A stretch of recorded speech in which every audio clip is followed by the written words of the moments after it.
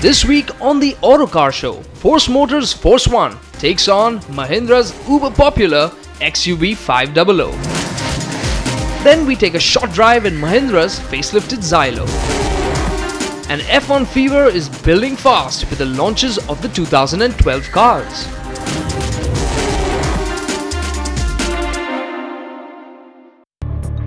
Now this is the Force One from Force Motors, a big brutish SUV with acres of space on the inside. It's got a pretty decent equipment list and it's got a killer price tag. So it really had pretty much a nice little space in the Indian SUV market all to itself until Mahindra came out with the XUV500 and crashed its party.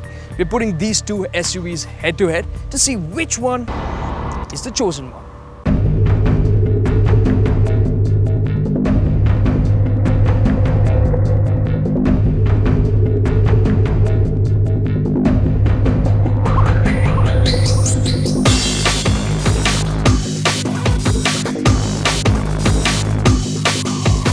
It's said that first impressions are lasting impressions. However, in the case of the XUV500, they might just be unforgettable. This cheetah looks sinewy, sleek and ready to pounce. The Force One also casts an animalish aura. But in the case of this body-on-frame SUV, it would have to be a tusker or a rhinoceros. Tough and big, it doesn't look particularly quick-witted though. There's a very boxy, dated feel to it. The headlamps look awkward and the grille looks a bit cheesy. The jagged headlamp housing though is packed with LEDs and projector headlamps.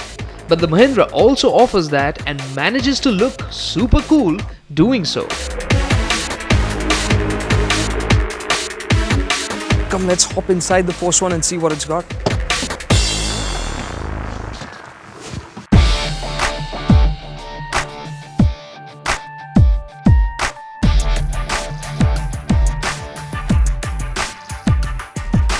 Well, it's like traveling 10-15 years back in time. The design of the dash, the wood trim, the quality of plastics and the mismatched colors are just so jarring. The funky steering wheel though looks modern, has many switches, but the volume control button wasn't very intuitive to use. However, the instrument cluster is genuinely nice. The Force's real strength though is its space. With a massive 3025mm wheelbase, there's just acres of it in all the rows. The third row has to be one of the most spacious around, although headroom there can be a bit tight. What hampers passenger comfort is that the seats are flat and thigh support is a bit lacking. And when it comes to boot space, even with all three rows of seats propped up, the Force One has a decent amount on offer.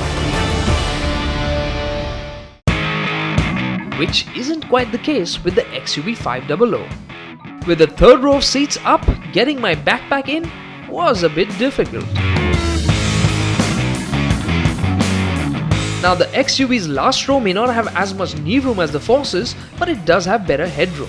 But in the second and first rows of the XUV, you are significantly more comfortable than in the Force, because there's better thigh support and the seats are more supportive too. And the XUV's equipment list is just staggering.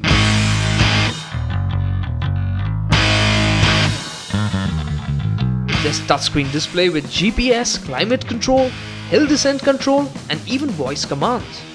On the safety front, the top of the line E8 variant gets 6 airbags with ABS and EVD. Both these safety aspects are missing on the Force One. Now the Mahindra isn't perfect either. Some of the plastics are cheap and feel a bit garish, just too many textures happening as well. But overall, this is more comfortable, the design is more contemporary, this instrument binnacle particularly looks very nice and it's got an absolutely great features list. At the end of the day, if you want to spend a lot of time in a particular cabin, this is the one to be in.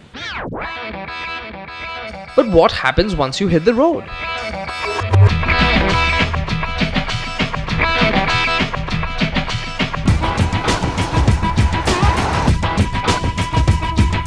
On paper, the XUV's 2.2-litre MHAWK engine and the Force One's Mercedes-sourced 2.2-litre motor are running neck and neck.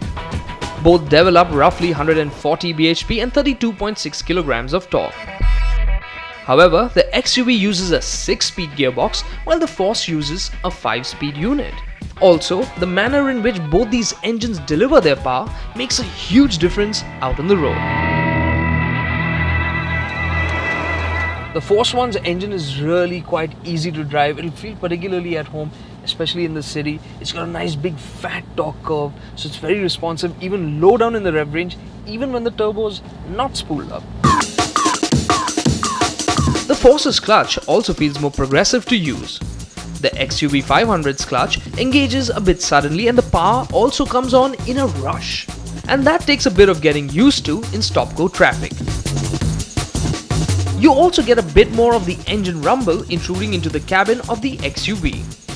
But when it comes to grunt, in the run from 20 to 80 in third gear, both the cars are running neck and neck. However, with the turbo in full song, the XUV zips ahead in the run from 40 to 100 in fourth gear.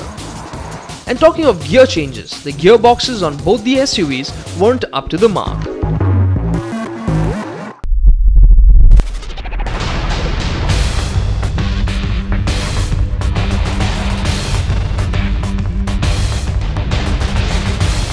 When it comes to straight line performance out on the highway, the Mercedes-sourced motor in the Force has the punch to keep the SUV within an arm's length right up to 60 km an hour. But as speeds climb to 100, the gap increases to a second with the XUV leading the way. At higher speeds that SUVs like these are expected to do regularly, the XUV with its solid punch and 6-speed gearbox feels relaxed and at home. The Force's motor in comparison feels strained and not quite at ease. Which is why on the highway, the XUV returns 14.3 km per litre to the Force's 11.9. Although in the city, the gap is much closer, with the XUV delivering 10.2 to the Force's 9.8.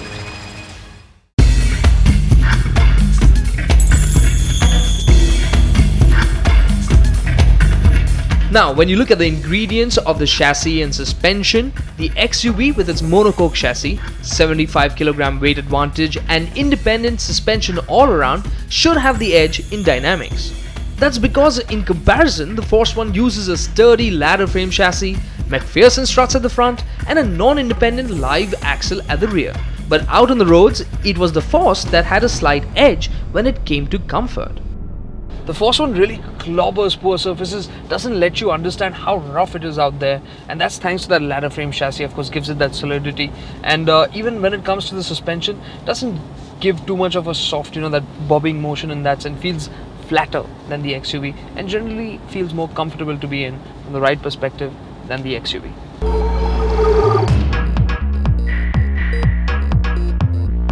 Thanks to this solid ladder frame chassis, there's a very unshakable feel to the Force One. It marches over rough roads without creating a fuss and manages to isolate the occupants from the world outside.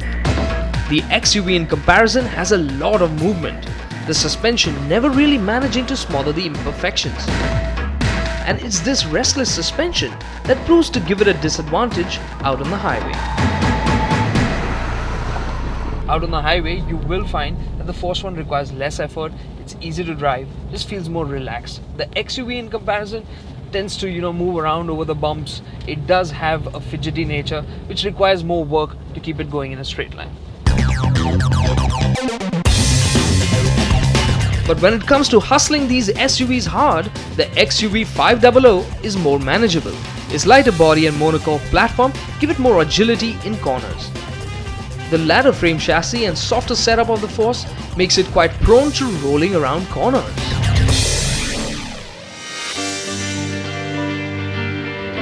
So at the end of the day, which one of these is the winner here?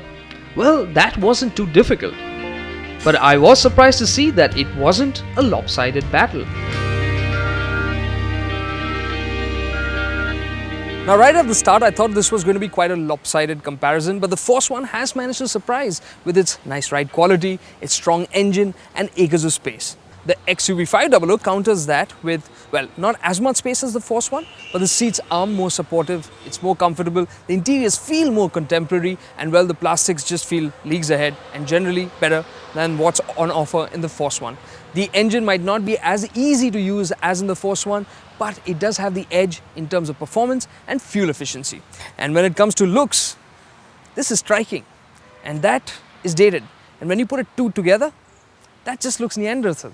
Sure, the XUV500 is more expensive than the Force One, but it's worth every extra rupee, and that's what makes it the chosen one in this comparison. We've got lots after this break, the new facelifted Xylo and all the updates from the world of Formula One.